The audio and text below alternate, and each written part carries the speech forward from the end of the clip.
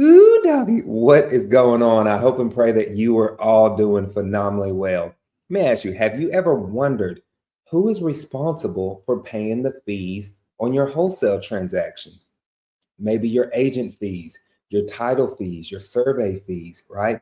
Who's responsible for paying those? Well, in this video, that's what I'm going to be covering for the fifth time. I want you to know, just a side rant, this is the fifth time I've tried to record this video where I just kept stumbling on my words. So this go around, I'm going to just let it play. If there's any hiccups, there's hiccups, okay? I'm sorry, I'm not going to keep redoing it. But please like, subscribe, share, all of that good stuff.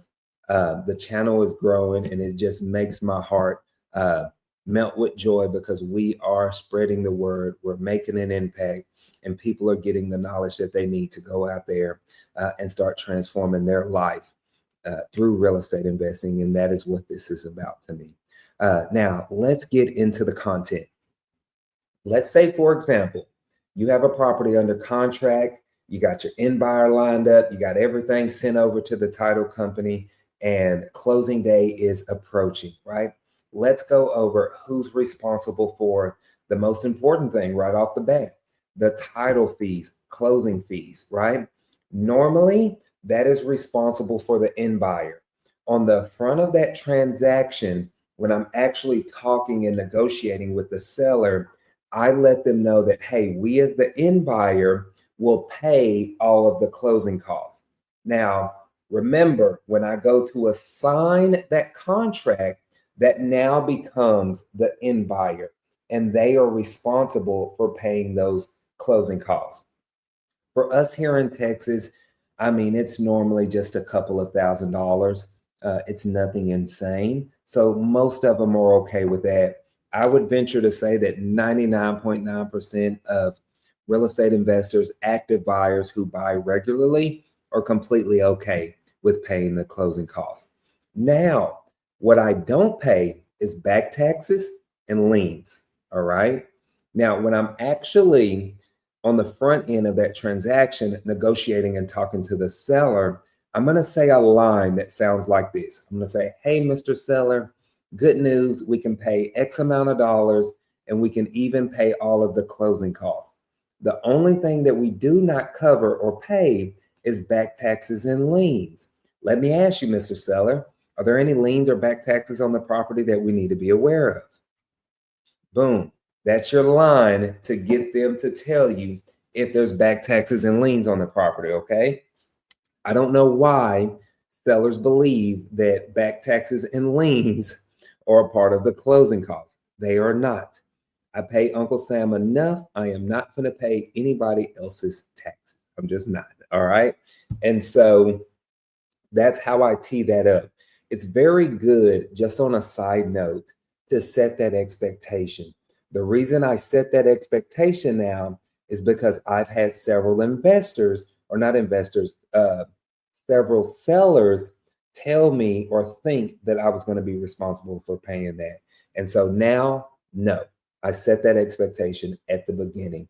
And I would recommend you do the same just to prevent any hiccups or mix-ups. Okay. Now, of course, there is a caveat to that where everything is negotiable. There has been instances where, let's say, for example, where we have a vacant lot that's under contract. And in vacant lots here in Dallas, especially in Houston too, when we're doing them, the city will go out there and cut the grass. Well, when they go out there and cut the grass, they're not charging you $100 like my landscaper charges me here at the house, right? No, it's normally $500, $600, $700 every single time they go out there. And so it's easy to accumulate, $10,000 worth of mowing liens on a vacant lot. Now, if the seller already isn't getting much in their pocket, there has been instances where, okay, we might split that or something of that nature. But again, that's very few and far between. Okay. It's very deal by deal, case by case in those scenarios. So don't be opposed to it if it's going to kill your deal, right? If that deal doesn't go to the closing table, at the end of the day, you don't get paid. So I'd rather you walk away with something than, you know, than nothing, so to speak. So just know that. Now, surveys on the contract, I let the actual seller know that if they don't have a survey, the end buyer will pay it. We, as the end buyer, will order a new one, we'll pay it. I'll put that on the contract. So if the end buyer needs a survey, then guess what? They're going to be responsible for paying it, and they're going to be completely okay with it because that's going to be on the contract. When it comes to agent fees, now the seller typically is responsible for paying the agent fees, okay? Not vice versa.